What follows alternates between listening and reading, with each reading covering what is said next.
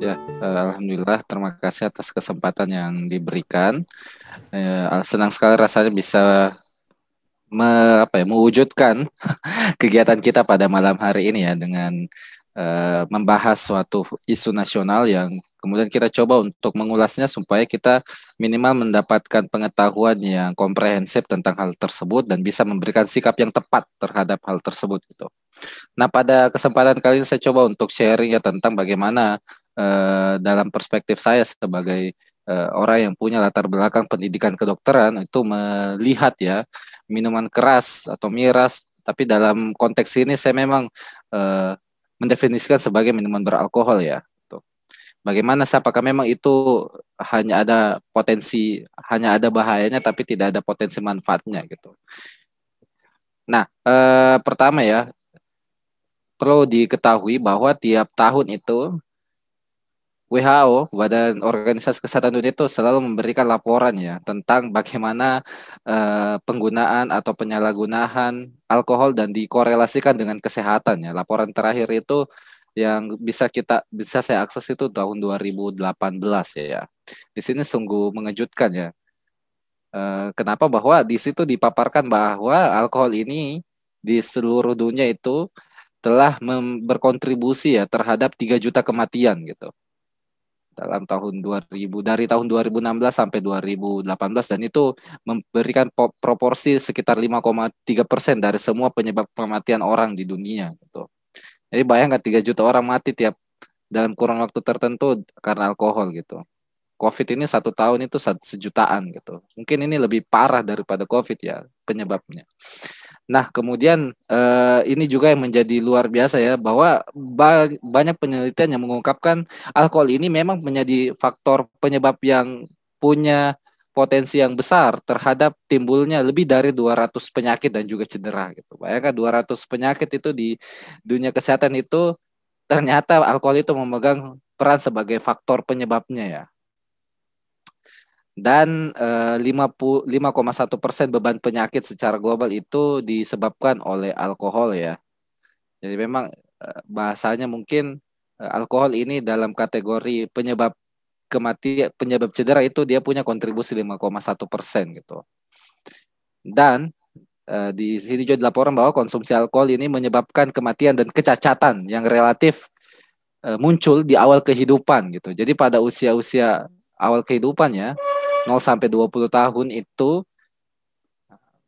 konsumsi alkohol itu berkontribusi terhadap penyebab kematian dan kecatatan gitu. Bahkan eh, kita lihat ya kalau melihat data penyebab kematian pada orang-orang berusia 20 sampai 39 tahun dan kita tahu ini usia produktif ya. Mungkin kita ada dalam rentan usia ini gitu. Calon-calon penerus masa depan bangsa ya bahwa 13,5% kematian di kelompok itu ya berkorelasi dengan alkohol gitu atau penyebabnya adalah karena penyalahgunaan alkohol gitu. Terus ini juga alkohol memang punya hubungan sebab akibat ya. Jadi penelitian ini jadi orang-orang yang dengan sakit-sakit seperti dicantumkan penyakit mental, penyakit perilaku, penyakit non communicable seperti diabetes misalnya ya. Itu kemudian ditelusuri ternyata punya kesamaan yaitu ada riwayat konsumsi alkohol yang itu dipersepsikan atau diduga kemudian menjadi sebab akibat terhadap penyakit penyakit tersebut. Termasuk yang terbaru itu memang ditemukan bahwa kontribusi terhadap mudahnya orang terkena penyakit tuberkulosis dan HIV/AIDS yang ini menjadi masalah. TBC itu masih menjadi masalah respirasi nomor 1 di Indonesia gitu. Selain di bidang kesehatan itu di sini juga dilaporkan ya bahwa penyalahgunaan alkohol itu ternyata membawa kerugian sosial dan ekonomi yang signifikan baik di tingkat individu dan juga masyarakat luas ya. Seperti itu laporan dari WHO ya mencakup data dari seluruh dunia gitu, yang dilaporkan 2018 gitu. Nah, kalau misalnya kita melihat ya alkohol ini apakah memang dia itu minuman beralkohol itu hanya ada bahaya saja tapi tidak ada manfaat atau memang ada manfaatnya seperti itu. Kita coba mengulas secara lebih komprehensif ya.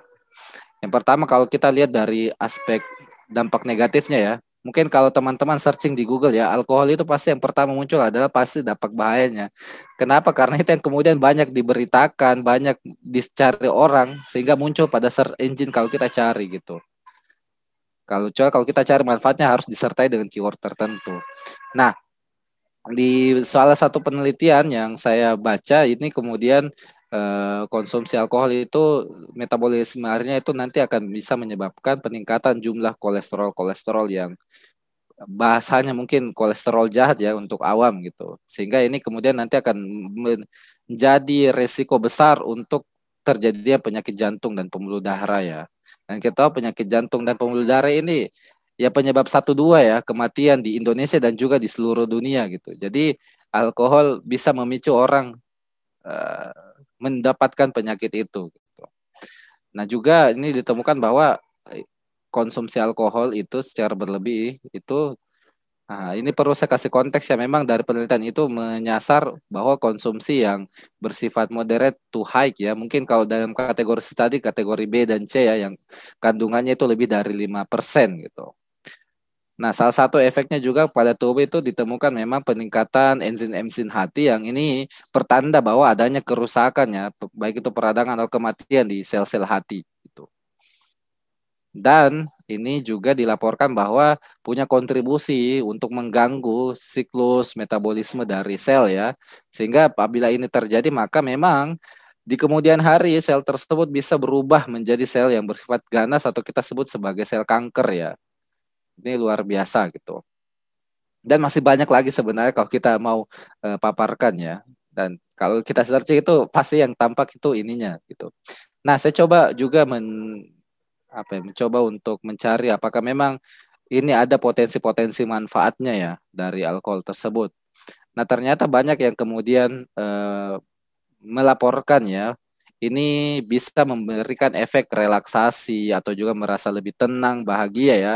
Nah, ini memang secara mekanisme dipicu karena keluarnya hormon-hormon yang bersifat memberikan kebahagiaannya seperti serotonin ya. Itu. Jadi kalau orang kemudian punya stres yang tinggi, minum alkohol, nah ini juga dilaporkan bahwa halnya alkohol yang low to moderate ya, mungkin dalam kategorinya itu kategori A ya, bisa menimbulkan efek ini. Namun pada kenyataannya ini itu kadang terlewati gitu, terlebih eh, produksi serotoninnya sehingga malah yang awalnya bahagia nanti berujung kepada gangguan mental dan juga menimbulkan gejala-gejala fisik ya karena tidak terkontrol gitu. Gitu. Nah, di sini dikatakan memang seberapa banyak sih yang dikatakan itu cukup gitu konsumsi minuman beralkohol ya. Kalau di penelitian-penelitian yang dilakukan pada negara-negara yang memang menjadikan itu sebagai kebiasaannya itu maksimal itu direkomendasikan satu gelas ya sekitar 300 mililiter ya. Eh, alkohol yang minuman beralkohol yang mungkin dalam Indonesia kategori A itu sudah maksimal sekali itu ditentukan di dalam perspektif dunia kesehatan itu sudah dikategorikan low ya. Di lebih dari itu sudah moderate to high gitu. Nah, ternyata memang banyak juga peneliti yang mengungkapkan ternyata konsumsi-konsumsi rendah ya. Mungkin orang-orang mungkin saya menduga ini penelitian-penelitian yang diambil ya pada orang-orang yang ya mungkin konsumsi tapi tidak menjadikan itu kebiasaan atau ciri khasnya ya, tapi minum gitu. Nah, ternyata memang secara ditelusuri, oh orang-orang tersebut itu dengan konsumsi alkohol yang rendah itu menjadi faktor protektif ya, atau faktor yang mampu menurunkan resikonya dia untuk terkena penyakit jantung pembuluh darah. Jadi ada apa ya dari penelitian itu kita lihat ada beberapa hal yang janggal ya. Di satu sisi kalau terlalu banyak itu bisa menjadi faktor resiko, faktor yang membuat kita bisa sakit tersebut. Tapi kalau rendah itu menjadi faktor pendukung ya. Tapi kalau saya melihat ya bahwa ini lemah gitu. Karena memang apa ya? Kebanyakan kalau saya melihat ya cara pengambilan datanya itu kurang-kurang bisa menggambarkan bahwa ini bisa bermakna atau tidak gitu.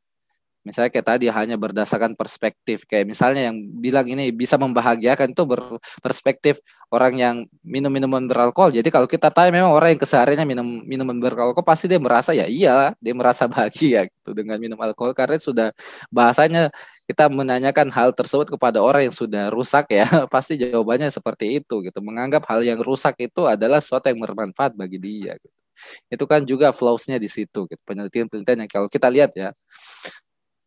Nah, ternyata juga ada dampak lainnya yang juga relate dengan kesehatan di mana kalau orang-orang mengkonsumsi atau menyalahgunakan minuman beralkohol ini selain menurunkan kesejahteraannya secara individu juga keluarganya paling dekat ya. Misalnya dia sakit, terus pembiayaannya pasti akan dibebankan kepada dia dan juga keluarganya gitu.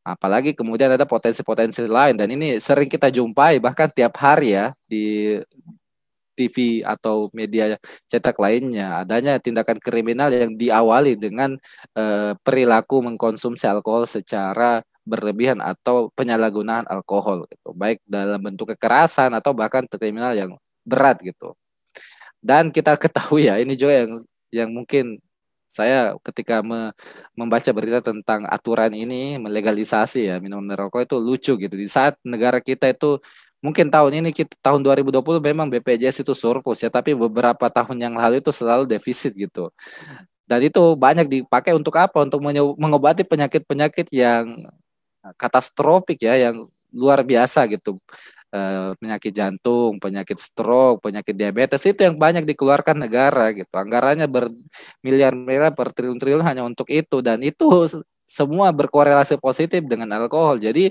secara pembiayaan sebenarnya negara mengeluarkan lebih banyak uang untuk mengobati orang-orang yang sakit karena alkohol dibanding mungkin keuntungan yang dia bisa peroleh ketika mungkin memproduksi atau berinvestasi di dunia alkohol ini seolah-olah seperti tidak ada cara yang lebih baik ya dalam mencari keuntungan bagi negara. Padahal secara kasat mata sebenarnya kita semakin banyak investasi alkohol, semakin luas beredar alkohol, semakin mudah dijangkau masyarakat, semakin kita terbebani, negara semakin terbebani secara dari aspek kesehatan untuk mengobati mereka-mereka yang sakit karena alkohol. Gitu. Itu luar biasa sekali gitu klausnya.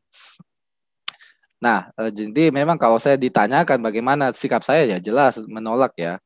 Nah, ini saya coba mengutip ya dari satu pendapat di websitenya Harvard School of Public Health dikatakan di situ bahwa ya mungkin minum-minuman beralkohol yang moderat itu mungkin bisa sehat ya, tapi tidak semua orang gitu.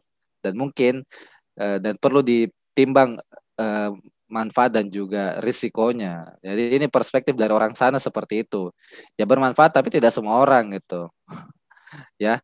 Dan kalau dalam konteks Indonesia ya, dan apalagi kita sebagai muslim ya, ya pasti tidak seperti itu gitu.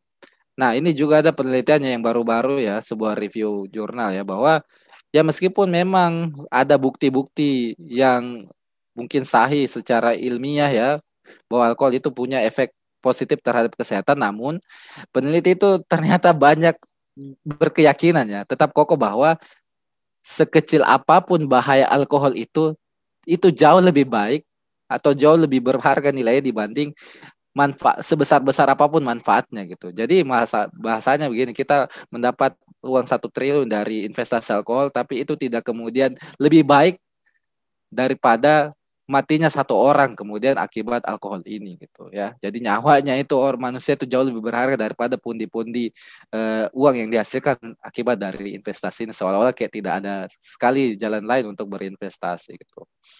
Nah, ini beberapa sumber rujukan. Jadi ya itu ya mungkin dari saya ya. Jadi saya kembalikan ke aspek fikih dan satu kaidah fikih yang kemudian mungkin kita sudah belajar juga bahwa menghindari suatu kemudaratan itu memang lebih diutamakan dibanding mengambil manfaatnya, apalagi manfaatnya itu sedikit dan mungkin tidak terlalu bermakna bagi kita. Itu mungkin beberapa hal yang bisa saya sharing kepada teman-teman. Mungkin nanti kita bisa diskusikan hal-hal lainnya.